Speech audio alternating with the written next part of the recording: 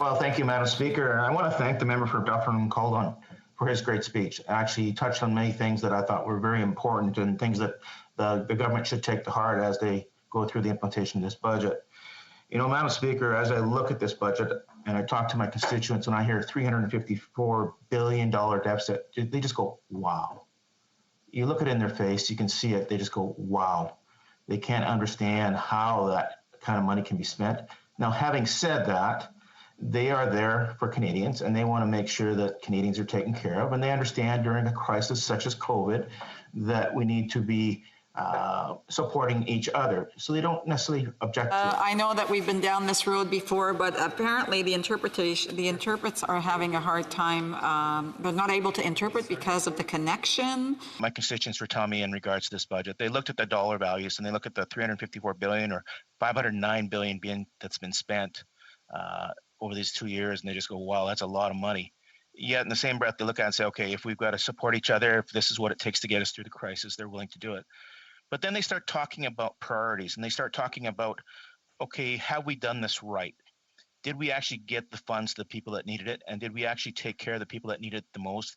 And were we efficient in how we delivered those funds? And then when they start hearing about scandals like scandals, when you start hearing of friends and family of Liberal members getting money, they get mad because they feel cheated. They feel that they've been taken advantage of and they've used COVID as a reason to do that. And that's unacceptable. And they're very upset on that process. So when they hear those things, they distrust government on everything.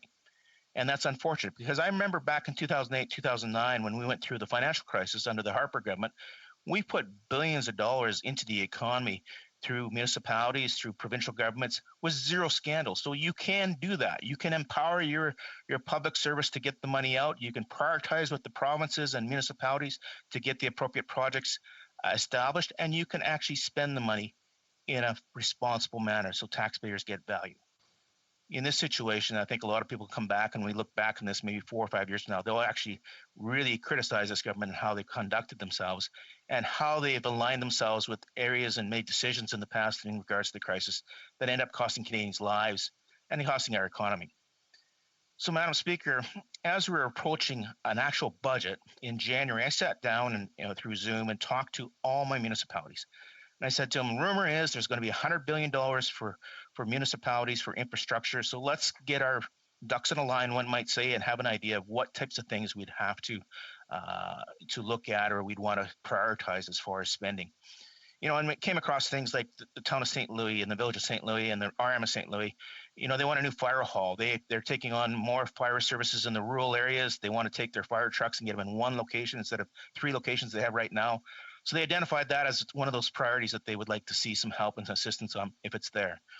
In the town of Nipawin, when I talked to the mayor there, they were talking about their landfill and how it's getting to the end of its life, and they're looking at a new way of a new landfill, new partnership with other municipalities, and trying to figure out a way forward on that. If you go just north of Prince Albert in the town of Shelbrooke and the arm of Buckland and arm of Prince Albert, they're looking at it and saying, we really require water. So they're going together to put in a rural water network to some $50 million. And they're saying, okay, this would be something that would take care of our farmers, the town of Shelbrooke, the acreage owners outside the city of Prince Albert. It actually extend probably about 70, 80 kilometers long. A good project that would get shovels in the ground, that would actually have something of value at the end of the day. That's the type of things that they're looking at. One of the other priorities that came out of our meetings with the municipalities was high-speed internet. No question about it. And they felt so neglected. And when they start hearing these big announcements of billions of dollars, or in this case, I think it's a billion over 9 years. I think it's about 140 million a year. They hear the billion and they think, holy cow, we should be able to do this. And then when they see the actual rollout, and when you actually see the actual amount per year, they just kind of roll their eyes. And they just say, well, that's never heading this way. We'll never get that. So they're looking for support to do it on their own. Or to be honest with you, what they've been doing is looking at new technologies. And I encourage this government to start looking at some of these new technologies. I've been one of the lucky people here in Canada to actually be on the beta testing for Starlink. And it's been fabulous. There has been a few little hiccups, but there is with all systems. Why wouldn't this government embrace Telesat Canada, groups like that, or even Starlink and say, how do we speed this up so we can get this service out to rural Canadians, speeds of some 150, 200 megabytes a minute down, 40 or 50 megabytes up? Why wouldn't we look at that and say, how do we empower the private sector to provide the service? Because the technology's there. It just maybe the government would push it along. One of the other things that I think a lot of people looked at in this budget is they said, okay, some sectors have actually done really well under COVID. If you sold cross-country skis, skidoos, quads, camping equipment, you were busy. Canadians love the outdoors, and since they weren't unable to travel, they were spending money on things that they could do in their own backyard. And here in the riding of Prince Albert, it's a beautiful riding. There's lots of things you can do in your backyard and still not talk to somebody and respect the social distancing. If you owned a lumber yard, if you're selling lumber right now, man, you're doing great. So you look at those types of businesses in certain sectors, they've done very, very well. Yet, there's sectors that have been left out. If you're in the tourism sector, if you run a fishing lodge in northern Saskatchewan, you're going through now and you're looking at your second season under COVID and you're saying, I don't know if I can open or not. You've got clients lined up that wanted to come last year that you've held deposits on that now want to come this year. They're vaccinated. Most of them are Americans. And they can't get a signal from this government on what the matrix would be for a border to reopen. In Saskatchewan here, the province has at least given us an idea based on the number of vaccinations, combination of things, on when we'll start to see the province start to open up. This federal government has done nothing like that. They haven't given any signals to Canadians or businesses on what a safe opening would look like and what are the steps that are required to have a safe opening. And because of that, you can't make decisions. So if you're running a fishing lodge, you think about it. To open up a lodge, you need to fly in with your supplies for the year. Okay, you need to plan that, and that's an expensive trip. So you don't want to go up there unless you're actually going to have clients coming. So that takes time. You're going to have to get a hold of your clients. You're going to have to make sure that they have the processes in place to come to your lodge. You got to make sure your staff is rehired and trained. It just doesn't happen like that. So you can't just wake up on a Monday morning and say, hey, the border's open, let's go. No, there needs to be some proper signals. And those things don't cost money. It just means you have to be in control of the situation and use the science to your best ability and give your best predictions based off that science. Not be secretive, not being silent. That is not an answer. That is not acceptable. Madam Speaker, we had a really serious problem right across Canada in our restaurant sector. Some adapted, some couldn't, some did. They're struggling. There's no question about that. Now, there's a sector that needs help, tourism, restaurants, these types of businesses, they definitely need help. But where was it identified in the budget for them? If they're a new restaurant, like my friend from Duffer and Caledon, they don't qualify. If you're a ma and pa operation that's run a restaurant for years and all of a sudden you've dipped into your savings and you're 2 or 3 years away from retirement, you're looking at saying, oh my God, do I put another $40,000, $50,000 in there? That's coming right out of my savings account. That's coming right out of my RRSPs. I got to pay tax on that, by the way, as I put it into my business. There's been no compensation for things like that. There's been no flexibility. People have to make very serious decisions. And again, not having good information from this government to base those decisions on. And then, when you look at that, it leads into my next topic, which is mental health. I've been very concerned about my staff in my office, which I'm sure my colleagues have been too.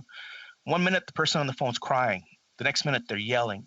The next call is somebody that's just overwhelmed. And our staff are dealing with that with call after call after call, people from people to people. Mental health is a serious issue right now.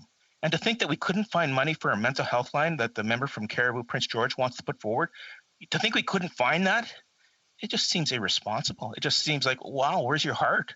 Where is your priority?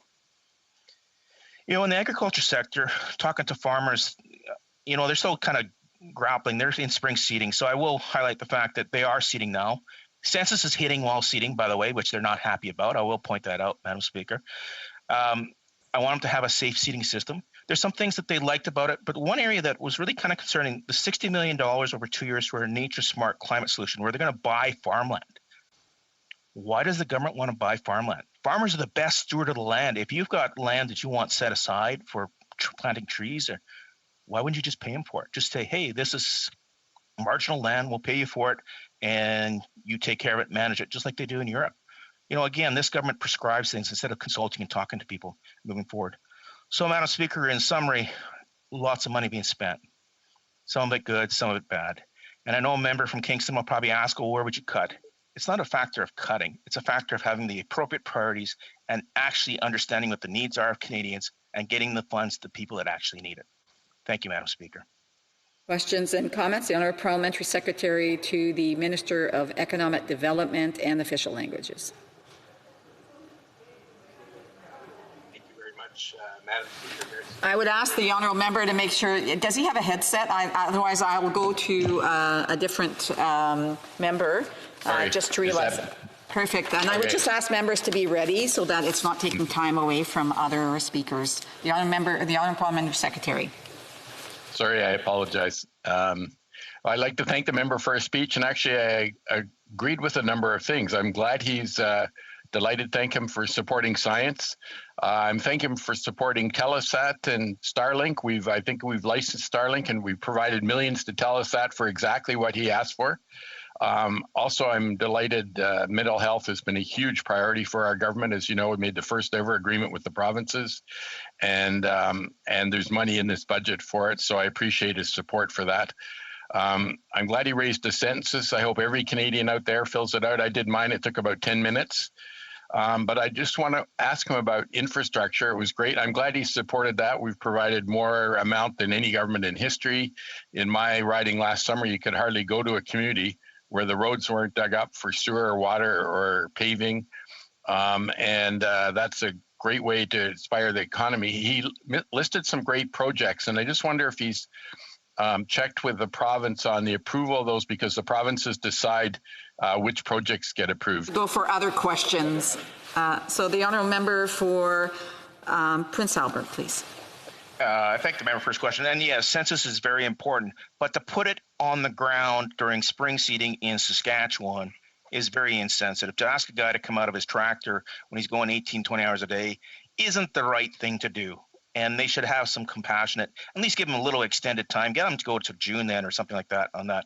In regards to the infrastructure, you know what? They've been talking a lot about all this money being spent on infrastructure, yet we cannot see it. Where is it? I can't touch it. I can't feel it. I can't look at it.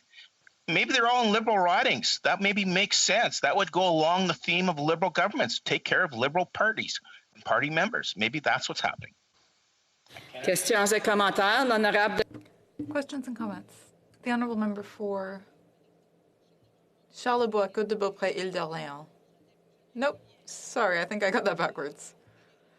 Beauport, Côte de Beaupré, Île d'Orléans, Charlevoix. Thank you, Madam Speaker. You got there.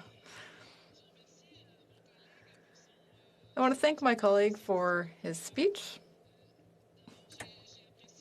First of all, I appreciated that he raised these issues around restaurants and the tourism industry.